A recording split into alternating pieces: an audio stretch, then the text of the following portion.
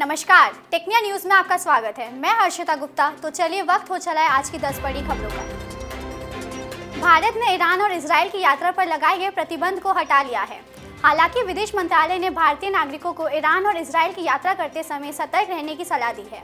साथ ही दोनों देशों में रहने वाले भारतीयों को भारतीय दूतावासों के संपर्क में रहने को कहा है। विदेश मंत्रालय ने ईरान और इजराइल के बीच तनाव के चलते 12 अप्रैल को दोनों देशों की यात्रा पर प्रतिबंध लगाया था। 16 जून से दिल्ली से स्विट्जरलैंड में ज़ुरिक के लिए सीधी उड़ान सेवा शुरू हो जाएगी। एयर इंडिया ने इसकी जानकारी देते हुए कहा है कि उड़ानों का संचालन हफ्ते में 4 दिन किया जाएगा। एयर इंडिया ने इसके लिए इकोनॉमी और बिजनेस श्रेणी में टिकटों की बुकिंग शुरू कर दी है। भारत से ज़ुरिक की सीधी कनेक्टिविटी से भारत में काम कर रही 250 से अधिक स्विस कंपनियों और स्विट्जरलैंड में काम कर रही भारत की सैकड़ों कंपनियों के कर्मचारियों सहित प्रवासियों को काफ़ी सुविधा मिलेगी और इससे दोनों क्षेत्रों में व्यापार और पर्यटन को मजबूती मिलेगी। सरकार ने प्याज के निर्यात पर लगाया प्रतिबंध हटा दिया है, लेकिन प्याज की कीमतों पर नियंत्रण और प्याज की आपूर्ति बनाए रखने के लिए निर्यात पर 40% शुल्क को बरकरार रखा है।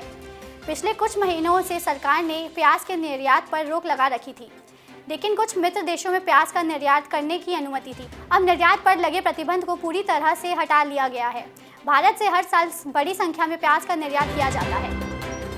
देश के प्रसिद्ध उद्योगपति गौतम अडानी की 6 कंपनियों की सिक्योरिटी और एक्सचेंज बोर्ड ऑफ इंडिया ने कारण बताओ नोटिस भेजा है।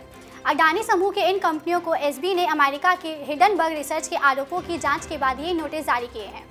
हिडनबर्ग रिसर्च ने जनवरी 2023 में अडानी समूह के खिलाफ कॉर्पोरेट धोखाधड़ी और स्टॉक मूल्य में हेरफेर से जुड़े गंभीर आरोप लगाए थे। 4 धाम यात्रा के लिए तीर्थयात्रियों में उत्साह लगातार बढ़ रहा है। यमुनोत्री, गंगोत्री और केदारनाथ धाम के कपाट 10 मई को और बद्रीनाथ धाम के कपाट 12 मई को खोल दिए जाएंगे। 4 धाम की यात्रा के लिए अब तक 18 लाख से अधिक श्रद्धालु पंजीकरण करा चुके हैं। यात्रा में भीड़ को नियंत्रित करने के लिए उत्तराखंड टूरिज्म डिपार्टमेंट ने रोजाना रजिस्ट्रेशन की संख्या तय की है। इसके तहत केदारनाथ के लिए 18,000, बद्रीनाथ के लिए 20,000, गंगोत्री यात्रा के लिए 11,000 और यमुनोत्री यात्रा के लिए 9,000 श्रद्धालु प्रतिदिन रजिस्ट्रेशन करा सकते हैं। वहीं अब रजिस्ट्रेशन कराने वालों को जून में यात्रा करने का मौका मिलेगा। शुक्रवार को भारत मंडपम में दिल्ली मेट्रो कॉरपोरेशन का 30वां स्थापना दिवस मनाया गया। इस अवसर पर डीएमआरसी ने मेट्रो डिपो, स्टेशनों और मेट्रो कर्मचारियों को सम्मानित किया।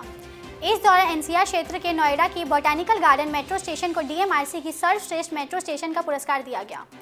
वहीं शास्त्री पार्क डिपो को सर्वश्रेष्ठ मेट्रो डिपो का खिताब दिया गया।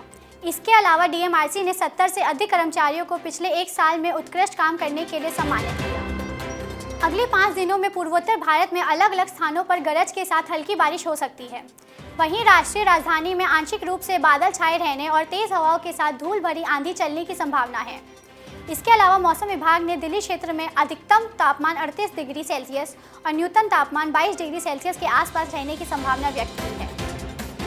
सीबीएसई की सेकेंडरी परीक्षा के नतीजों को लेकर इंतजार बढ़ता जा रहा है। उम्मीद थी कि बोर्ड मई के पहले हफ्ते में नतीजों की घोषणा करेगा, लेकिन अभी तक सीबीएसई के परिणाम घोषित नहीं हुए। वहीं सीबीएसई रिजल्ट की आधिकारिक वेबसाइट पर नतीजों को लेकर एक अपडेट दिया गया है। अपडेट के अनुसार शैक्षणिक स्तर 2023-24 के सीबीएसई परिणाम 20 मई 2024 के बाद जारी किए जाएंगे। शुक्रवार को आईपीएल क्रिकेट मैच में मुंबई इंडियंस को अपने घर में करारी शिकस्त का सामना करना पड़ा। कोलकाता नाइट राइडर्स ने 12 साल बाद वानखेड़े में मुंबई इंडियंस को धूल चटाई। पहले बल्लेबाजी करते हुए केकेआर की पूरी टीम 169 रन बनाकर ऑल आउट हो गई।